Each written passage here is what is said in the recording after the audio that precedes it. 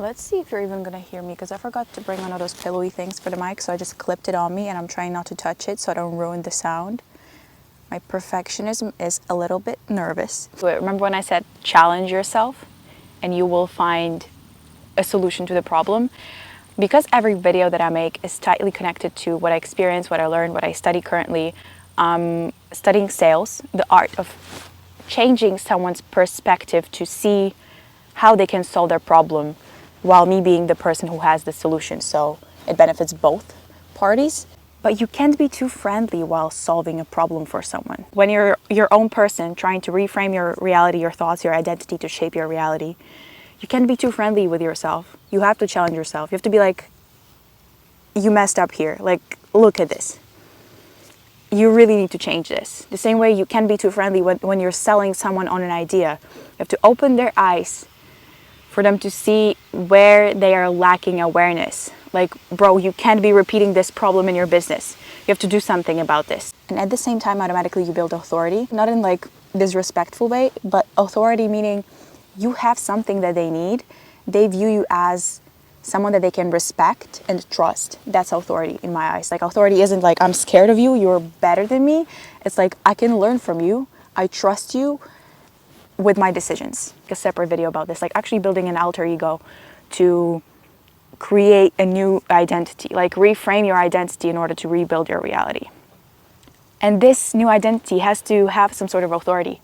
It needs to challenge your current self. So just like I mentioned before, any unalignment in your life is your fault. You don't have friends, it's your fault. You messed up your gym progress, your fault. Anything that you view as a problem is completely your fault. Means that you have the power to change it, to reframe your perception, to then create a new identity around it, and then align your actions with that identity, which automatically shapes a different reality.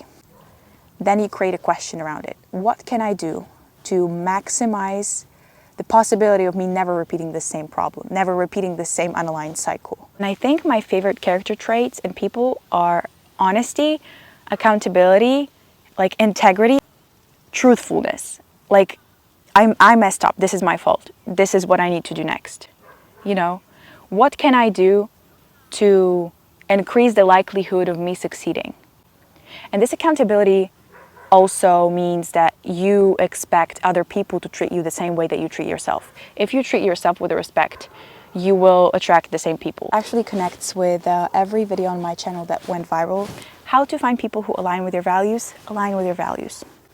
You are not aligned with what you say that you believe in. You're lying to yourself. You don't treat yourself the way that you expect other people to treat you, which signals to people, this is how I'm supposed to be treated, which is disrespectful, not truthful, not aligned with your values. So obviously you're not surrounded with people who are aligned with what you think you believe in, what you say that you align with. You're actually not aligned with that. You're not acting that way. You're just talking that way. How do I increase the likelihood of me succeeding? I'm being honest with myself about what I don't do that I know I need to be doing. And it's so cool because as soon as you start doing that, you gain the right to ask another question. Is this person in my life increasing the likelihood of me succeeding? And if not, I have full right to cut them off. And next step to becoming successful is being very lonely. There's this Giganotosaurus stage when you are in the process of aligning yourself with your values. You have gained the right to cut off people who no longer do and no longer act the way that you act towards yourself, with respect, integrity, honesty, aligned actions with your beliefs. And you have not yet gained the right to connect to people who are far more in the future, like far more figured out. So you're just in the becoming, gaining consciousness stage, you know? Which is fair, but it might be frustrating and confusing. If you have enough strength and awareness, you can see it as the natural, normal middle stage where it's okay and it's safe to be lonely, like it's very necessary. If you don't freak out, you just wait it out, you will get to the next stage. But if you freak out, you might actually roll back to the old thinking patterns and old outdated systems. So again, everything is just a reaction to your actions. As you know, I have been in this extremely long middle stage, been very patient with it. I've grown through it. Like, I have experienced a few evolutions while being in the becoming stage and not having people around me. Because I'm like, oh, everyone around me, they don't align with how I treat myself. Of course, I'm not perfect, like in relation to myself. I do mess up. I sometimes act completely not aligned with what I talk about because I'm a human. But I think I have gained the right to cut them off, and I did. And so I have been lonely ever since. Literally just, I speak with my family and people online who I view like as someone that I can learn from. And yeah, that's what it is. Because now I really respect people who don't have friends intentionally.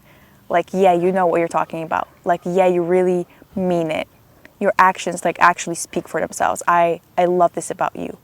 Like, you don't talk to a lot of people. This is so cool about you. You don't have space for it. Your thoughts are occupied by more important things than just wanting to be around anyone. And just truthfulness, just staying accountable. It's, bro, discipline. Let's just say discipline is like the most attractive thing in a human. And I'm saying like in general human relationships. I didn't mean like attract. I don't know why I said that word, ovulation. Anytime anything isn't increasing the likelihood of your success, it's out. This person is not inspiring me, investing in me, whether it's emotionally, financially, spiritually, through their behaviors. Like, you're not bringing value. And it's not like I'm a recruiter.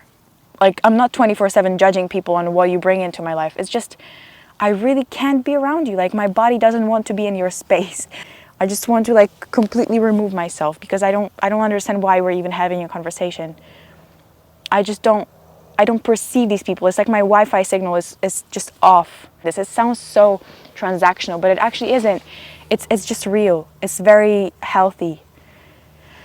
It's efficient. So even though you might not feel like cutting someone off or cutting your own behavior off because it is not increasing the likelihood of your win, you need to do what is required. Okay, I'm bringing back the based statements because in this channel I've talked a lot about appreciating pain and value of suffering. What are you willing to suffer for?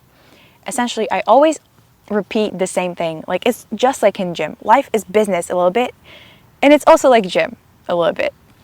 Hear me out. The act of doing what is required of you to reframe your current situation, not considering how you feel in the moment, is the ultimate representation of muscle hypertrophy. It's consciously choosing to experience a lot of pain to the point where it doesn't even feel like it's taking any willpower to do it. Because it doesn't matter how bad you feel while you're working out. You're creating enough momentum to where it doesn't even take willpower to do the uncomfortable thing. As I watched that old Hermosi and Chris Williamson podcast and they were talking about it, I'm like, bro, exactly. Your whole nervous system, like your soul is literally a muscle almost.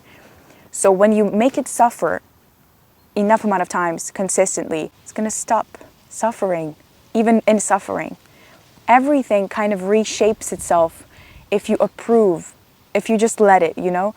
It stops being relevant.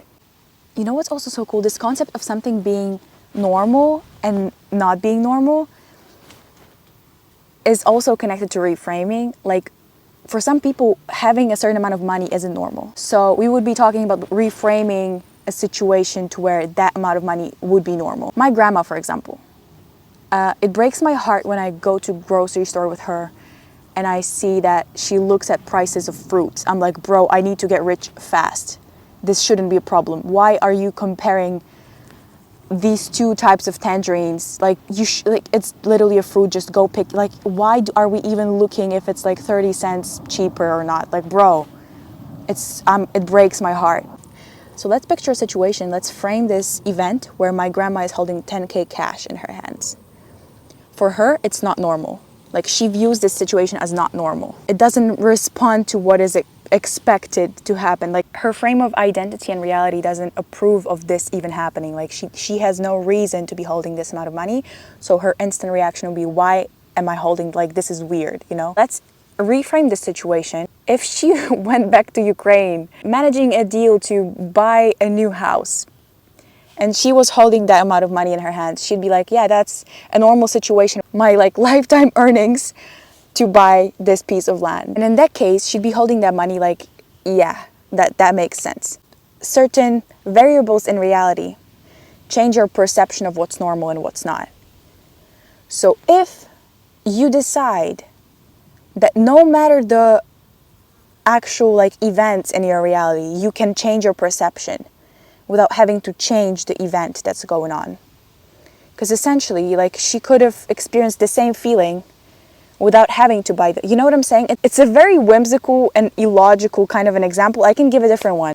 When you see someone looking through the window all like mysterious and just thinking alone, like someone is looking through the window and like just staring in silence, it looks like someone's just introverted. Like, what are you doing? Are you in a music video?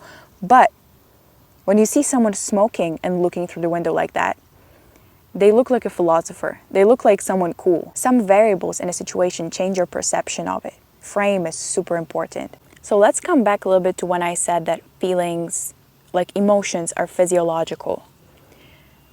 We can reframe anxiety as excitement, because essentially in nature, what anxiety is a response to a dangerous situation. It's your body's reaction to perceived danger. If you are aware enough to judge that there is actually no real danger, it's just anxiety, you can easily manage it and reframe it as a different emotion. You're like, oh, body, by the way, it's not necessary. We can still feel it. You're allowed to feel this. Let me just shape my perception to not view it as something for real dangerous. Like, there's no need for me to protect myself from anything because I view this as a safe situation. Let's choose a different emotion to reframe this feeling that I'm feeling right now. Your body sees this situation as a bit dangerous. It endangers your safety, your identity. So you can notice it and tell your body then, oh, by the way, there's no danger. I see that you're giving me this anxious feeling to protect me. Let's reframe this as excitement. I can be excited about it. I can still feel all these things in my body, which is not running away from an emotion. It's not suppressing it. I'm still feeling it through. Just a different frame on it. You know what I'm saying? You can just be like, oh shit, I'm so scared. Instead, you can say, oh, I'm so excited about it. Like, I feel this, like, I'm so unsettled. I'm so unsettled because I'm looking forward to challenging myself to act a different way than I usually do. It means that I'm excited about shaping my identity in a different way where I no longer feel unsafe talking to people that intimidate me. Makes sense? It's reframing your anxiety as excitement. Changing your perception about it, changing your actions and decisions around it, and then changing your reality.